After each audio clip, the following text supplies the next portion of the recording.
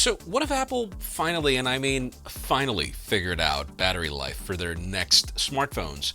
Because yes, it seems iPhone 14 series will be getting some nice endurance improvements thanks to a couple of tiny changes. If you were still doubting if Apple's mixed reality headset is on its way, it might be coming sooner than you thought. And as news evolve, it turns out that there's a ton of Galaxy S22 users with display issues, and they're all having something in common.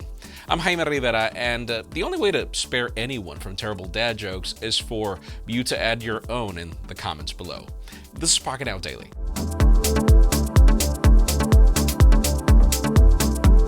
The official news today begin with Samsung and display issues of their new phones, because that seems to be a thing right now. Yesterday we talked about the static on the S22s, and now we've got the S21 FE, which seems to be having other issues. Multiple users on Samsung's forums are reporting that their S21 FE is having a hard time giving them their set refresh rate.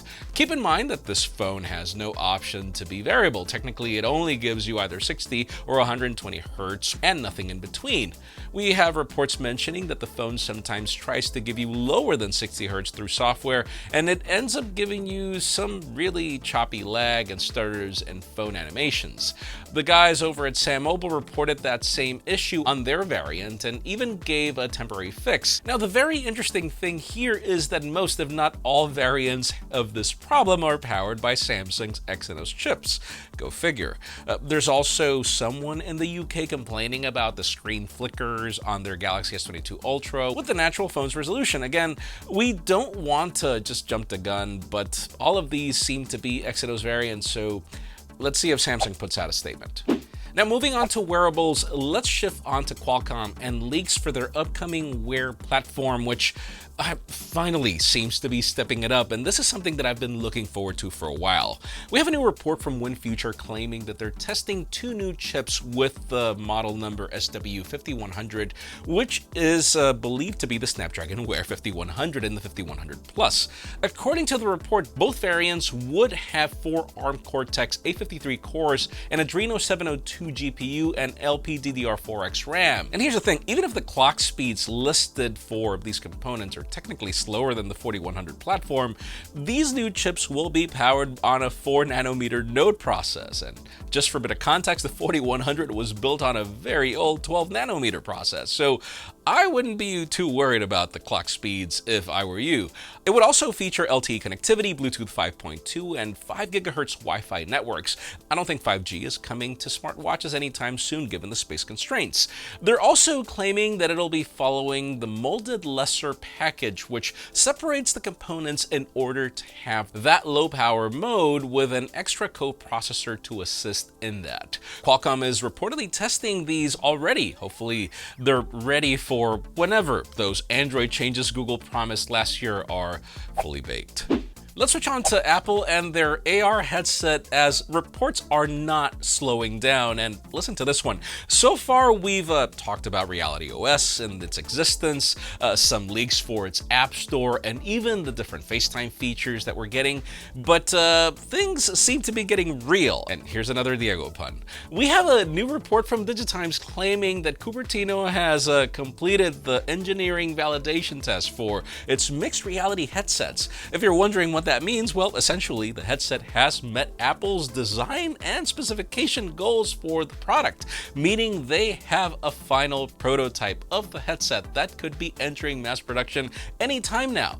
On an even newer report, Digitimes added that the headset is set to enter mass production sometime around August or September, and that we could be getting it on a special event in the fall. Previous leaks mentioned that this headset will bring two 8K displays, Pro Apple Silicon chip, and around 15 camera lenses to track your real surroundings. And yes, it'll start at around $2,000 apparently.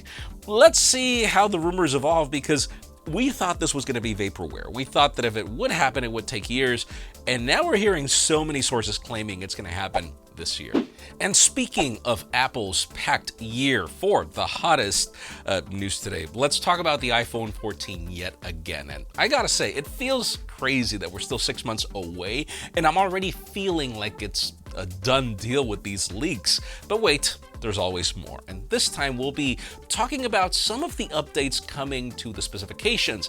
We have a new report from the Economic Daily News claiming that we'll be getting some battery life improvements with these new iPhones. Apparently, TSMC has taken all of the orders of the 5G radio frequency chips coming to all of the iPhone 14 series. And yes, they'll be using a Qualcomm modem, but TSMC will be manufacturing these on a 6nm process, with the smaller chipset providing multiple benefits like using way less power while maintaining the same amount of performance on all flavors of 5G. Now, not only that, but it'll also make space for a larger battery, and that's even with the battery life being pretty good with the previous iPhones. Finally, the report also added that Cupertino will be adopting Wi-Fi 6E this year.